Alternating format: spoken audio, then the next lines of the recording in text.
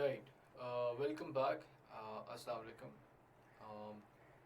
पिछली वीडियो तक हम जो है कॉजेज़ को डिस्कस कर चुके हुए हैं कि कॉजेज़ ऑफ एसिड रेन क्या है। अब नेचुरली अब हम बात करेंगे इफ़ेक्ट्स ऑफ एसिड रेन की, कि एसिड रेन के इफ़ेक्ट्स क्या हैं, और इसको भी कैटेगराइज किया है मैंने कुछ सर्टेन इफ़ेक्ट्स के ऊपर, जिसके अंदर मिसाल लीजिए एक्वाटिक इफ़ेक्ट है, फिर आपका effect on soil, effect on architecture, effect on human beings, effect on forestry, effects on crops example. ठीक है, तो प्लीज़ बेयर विद मी। अब चूँकि हम स्टार्ट करने लगे, will start with aquatic environment, effect on aquatic environment.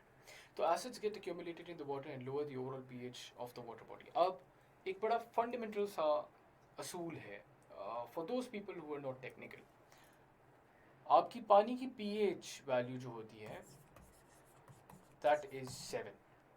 ठीक है, अब पीएच क्या होता है, you don't need to get into it. उसकी वैल्यू होती है 7। ठीक हो गया। अब जब एसिड डिपोजिशन होती है पानी के अंदर, तो उसकी पीएच 7 से गिर कर कम हो जाती है। ठीक है, 7 से गिर के आप कह लें 6 हो सकती है, 5, 4, 3, कुछ भी हो सकती है। ठीक है, तो 7 से नीचे जब हम जाते हैं तो वो आपकी एसिडिक पीएच कहलाती है। 7 जो वैल्यू है ये न्यूट्रल वैल्यू होती है।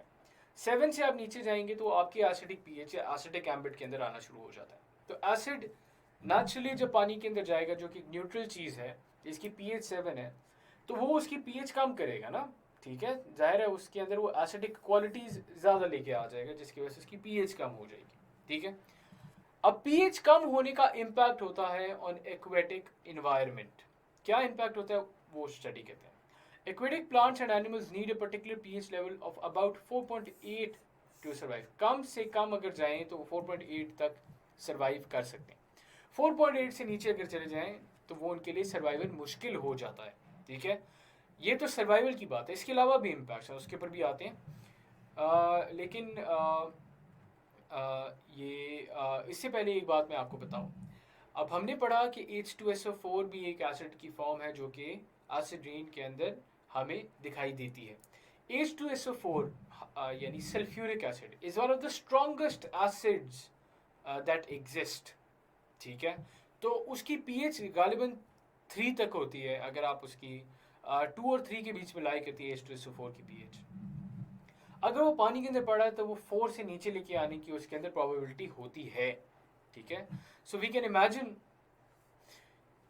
सॉरी कि आपके एक्वेटिक इन्वायरमेंट के लिए कितना ज़्यादा प्रॉब्लमेटिक हो सकता है पीएच का कम होना, खसूसन H2SO4 का एसिड रेन की फॉर्म के अंदर डिपॉजिट होना कितना ज़्यादा हार्मफुल हो सकता है। pH levels below 5 most fish eggs cannot hatch। ठीक है, 5 से कम हो जाएगा पीएच वैल्यू तो अब अक्सरियत जो आपकी फिशरीज हैं उनके एग्स ही हैच नहीं होते। यानी अगर एग्स नहीं हैच हो रहे तो उनकी पॉपुलेशन में इजाफा नहीं हो रहा, एंड इट मीन्स कि उनकी पॉपुलेशन के ऊपर एक डायरेक्ट थ्रेट आ जाता है due to the excessive deposition of acid and due to the transformation from a neutral environment to an acidic environment.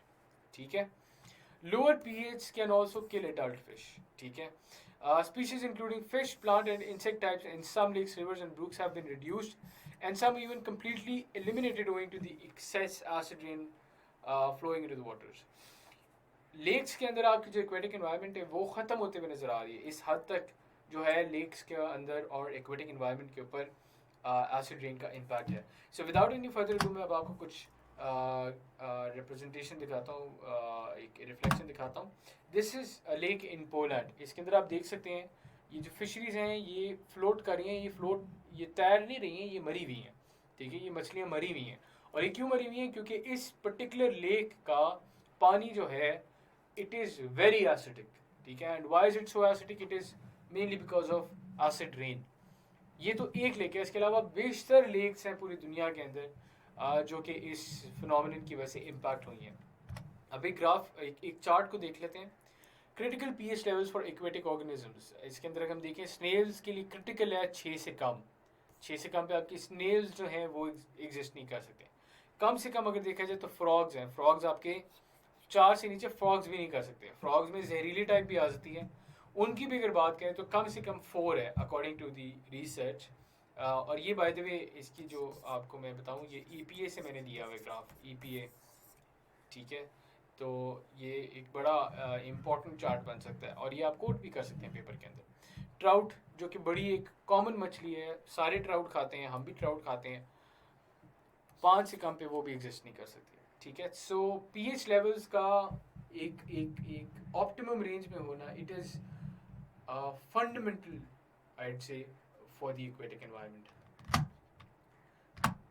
फिर अगर हम बात करें फॉरेस्ट की, तो जहाँ पे आपके ये एक्वेटिक एनवायरनमेंट को इम्पैक्ट करे, उसी तरह फॉरेस्ट की भी काफ़ी ज़्यादा इम्पैक्ट करता है। आपके ट्रीज जो होते हैं they are now more vulnerable to diseases, ठीक है। आपकी इंसेक्ट्स होती हैं वो ज़्यादा प्रोन होती हैं टू डिस्ट्रॉय द लीव्स। इसके अलावा आपने देखा होगा, खुद भी आपने नोट किया होगा कि कुछ पत्ते होते हैं उनके बीच में, उनके अंदर होल्स हुए होते हैं।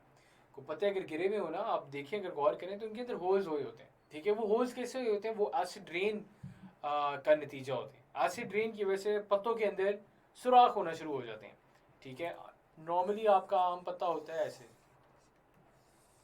ठीक है, ये आपका नॉर्मल एक पत्ता है। अब उन पत्तों के अंदर इस तरह से होल्स हुए होंगे नॉन यूनिफॉर्म किस्म के, ठीक है। तो वो क्यों हुए होते हैं? वो इसलिए हुए होते हैं कि वहाँ पे एसिड रेन का आपको कमाल दिख रहा होता है। मोस्ट एविडेंट जो फॉरेस्ट डैमेज है due to acid rain, it is in Germany, Poland and Switzerland.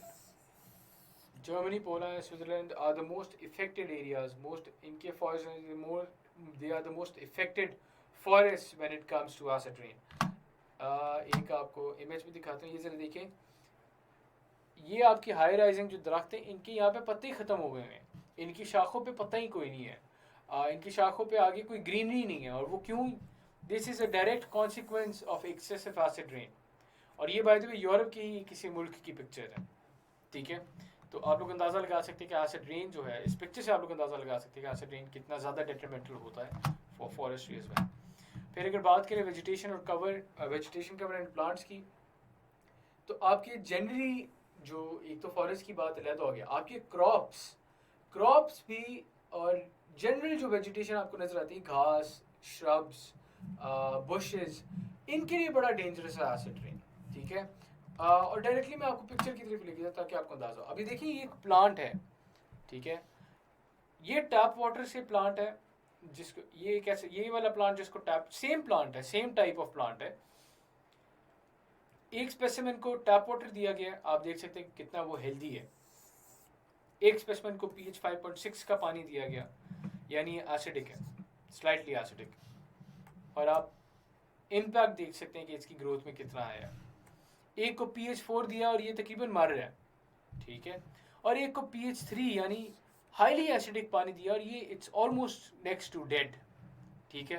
तो ग्रोथ के ऊपर और हेल्थ के ऊपर एसिड रेन का और एसिड का बहुत ज़्यादा इम्पैक्ट होता है on the vegetation as well, ठीक है, on the green areas in specific, ठीक है। सो ये भी बातें आप लोग जो है इनको आप कोट कर सकते हैं अपने एग्ज़ाम के अंदर, जिसके अंदर आप बता सकते हैं और ये एग्जांपल दे सकते हैं एक रिसर्च की, जिसके अंदर टैप वाटर दिया तो आपकी जो pH जिस तरह कम होती गई है, ठीक है, उस तरह से आपका जो प्लांट लाइफ है, प्लांट हेल्थ है, उसके अंदर डिटेरियोरेशन आपको एविडेंटली नज़र आई, ठीक है।